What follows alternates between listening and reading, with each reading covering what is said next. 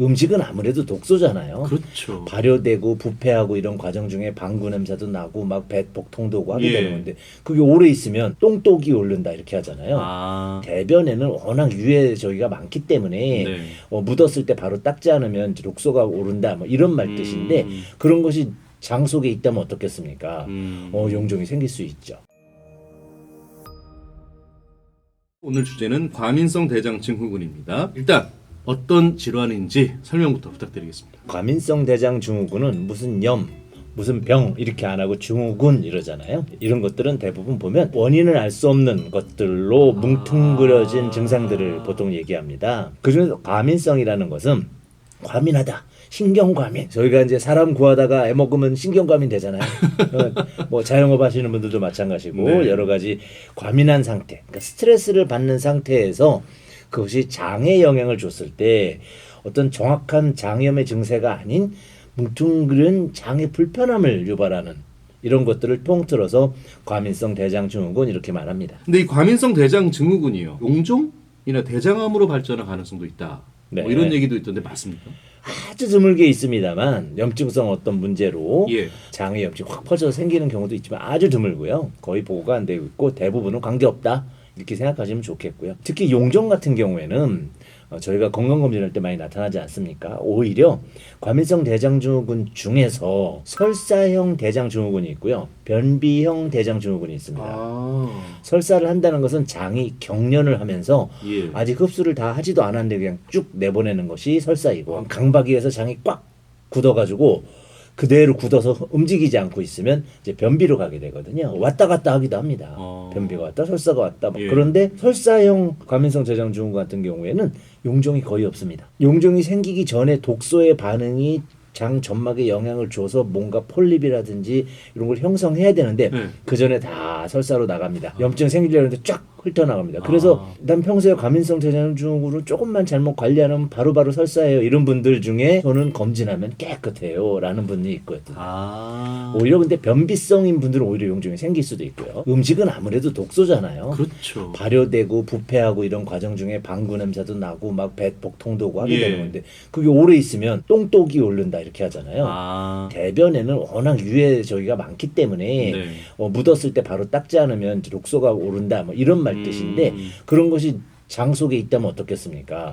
용종이 생길 수 있죠. 그리고 이제 대장암은 실제적으로 연관성이 별로 없습니다. 이 과민성 대장 증후군은 어떻게 치료를 합니까? 양방에서 사실 별다른 방법은 없습니다. 한방에서 주로 이제 하게 되면 한방에서는 이제 장이 그런 상태로 갈 수 있게끔 만드는 조건을 없앤다고 합니다. 이 소화관 내에 습열이라고 해서요. 예. 노폐물이 많을 때 찌꺼기 노폐물이 이제 장 내에 찌꺼기를 말하는 것이 아니고 예. 장 외부에 끈적끈적한 진액이 예. 장간막을 통해서 순환이 돼야 되는데 안 될 때 한방에서는 습열이 많다라고 합니다. 이제 그 부분이 원인이 될 때는 습열을 빼줘야지 되겠고요. 네. 또는 이제 비위에 이걸 흡수하는 속도가 늦어도 또 문제가 됩니다.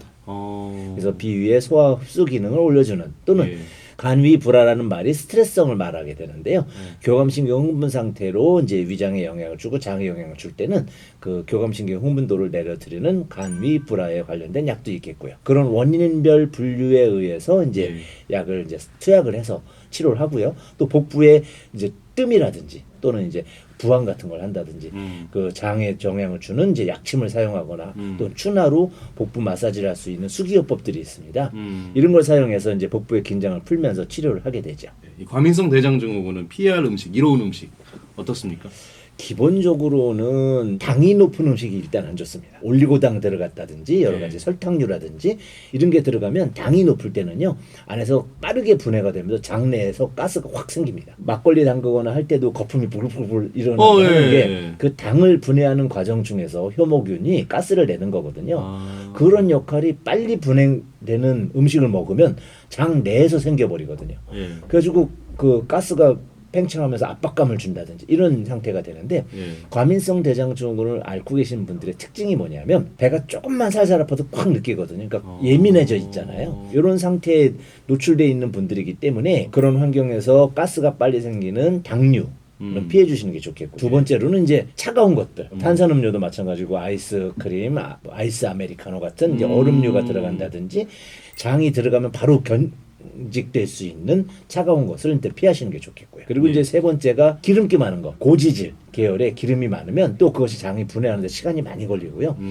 쓸개에서 지방산을 분해하기 위해서 나오는 효소들이 장을 또 자극하는 경향성이 있습니다. 그래서 자극이 되고요. 마지막으로는 맵고 짠 거. 약간 맵고 약간 짠 것도 네. 이제 문제가 될 수 있어서 아. 그래서 매운 거 짠 거 난 못 먹어요 하시는 분들 중에 보면은 예. 조금만 매워도 안 돼요 하는 분들 중에 이렇게 과민성 제형증후군을 평소에 갖고 계신 분들 음. 의외로 많죠. 이렇게 네 가지 정도가 가장 저기 한 것이고 이로운 음식은 이제 유산균 그런데 이제 유산균 계열 중에서 요구르트 계열은 오히려 유당불내증이 있다든지 예. 이런 분들은 이제 아무래도 조금 난 요구르트 먹어도 안 좋던데요라고 하실 수 있지만 예. 그렇지 않다면 권해드리고요. 또 식이섬유 많이 들어간 그런 식이섬유. 것들 물론 이제 저희 한국에서는 예. 그 김치라든지 여러 나물들 때문에 식이섬유가 그렇게 부족하지는 않습니다. 서양에서 특히 식이섬유를 많이 얘기를 하게 되는데 식이섬유도 많이 드시면 좋고 뭐 오트밀이라든지 뭐 현미라든지 이렇게 바나나 같은 거라든지 이런 예. 것들은 장에 부담을 주지 않고 분해 속도가 좀 늦기 때문에 도움을 많이 주는 음식이죠.